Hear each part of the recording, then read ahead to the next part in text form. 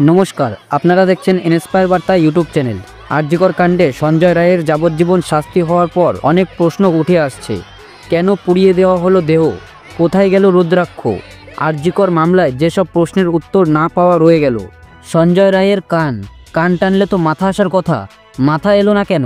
আরজিকর খুন ও ধর্ষণ কাণ্ডে সাজা ঘোষণার পরও এমন প্রশ্নই তুলছেন সাধারণ মানুষ।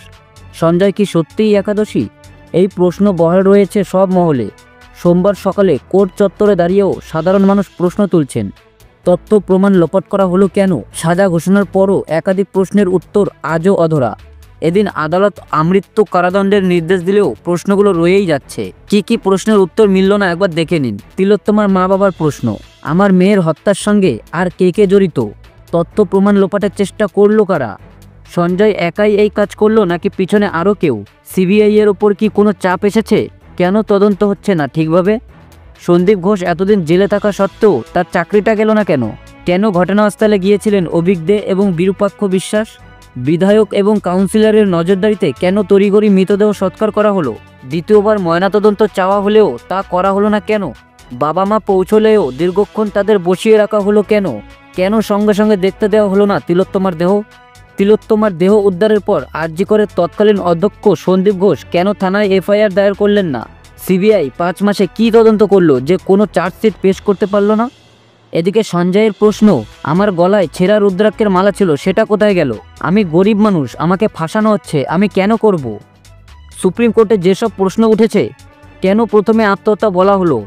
কেন এফআইআর দায়ের করতে এত দেরি হলো? নির্যাতিতার নাম ছবি কিভাবে প্রকাশ্যে এলো? কেন হাসপাতালে চিকিৎসকদের জন্য ন্যূনতম আলাদা বিশ্রাম কক্ষ থাকবে না? এদিকে আন্দোলনকারী চিকিৎসকরা বলছে, একা সঞ্জয় রায়ের পক্ষে এই ঘটনা সম্ভব নয়, বাকিরা কোথায়? 14ই আগস্ট রাতে আরজিকরে হামলা চালিয়েছিল কারা? সেমিনার রুমের একাংশ ভাঙা হলো কেন? সঞ্জয় একাদশী হলে ঘটনার মোটিভ কি? এইসব প্রশ্নের উত্তর আদৌ মিলবে কিনা তা নিয়ে বিভ্রান্ত তিলোত্তমার পরিবার। এদিকে আরও একটি দুঃখজনক ঘটনা ঘটে গেল। মেয়েকে স্কুলে নিয়ে যাচ্ছিলেন মা, স্কুটি পিষে দিল সরকারি বাস। যাদবপুরে মর্মান্তিক দুর্ঘটনা।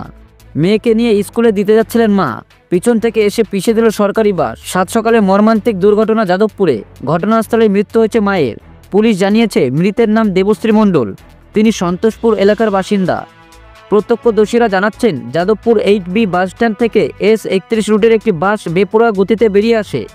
স্কুটিতে এক মহিলা 2.5 বছরের বাচ্চাকে নিয়ে স্কুলে যাচ্ছিলেন। তার স্বামী স্কুটি চালাচ্ছিলেন। বাসটি বেপরোয়া গতিতে এসে স্কুটির সামনে চলে আসে। মহিলার স্বামী স্কুটি পাশ কাটানোর আগেই বাস ধাক্কা মারে। স্কুটি থেকে ছিটকে পড়ে যান মহিলা। বাসের চাকায় পিষে যায় শরীর। তার স্বামীর অবস্থাও আশঙ্কাজনক। স্থানীয় বাসিন্দারা তাকে উদ্ধার করে হাসপাতালে ভর্তি করেছেন। শিশুটি সুস্থ রয়েছে। দুর্ঘটনার পরই বাসটিকে বাজেয়াপ্ত করা হয়েছে। ঘটনাস্থল ঘিরে রেখেছে পুলিশ। এখনও রাস্তায় পড়ে রয়েছে ভাঙা হেলমেটের টুকরো।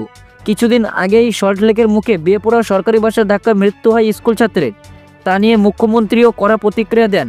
এরপরও কিভাবে গতি নিয়ন্ত্রণ করা সম্ভব হচ্ছে না তা নিয়ে প্রশ্ন উঠছে।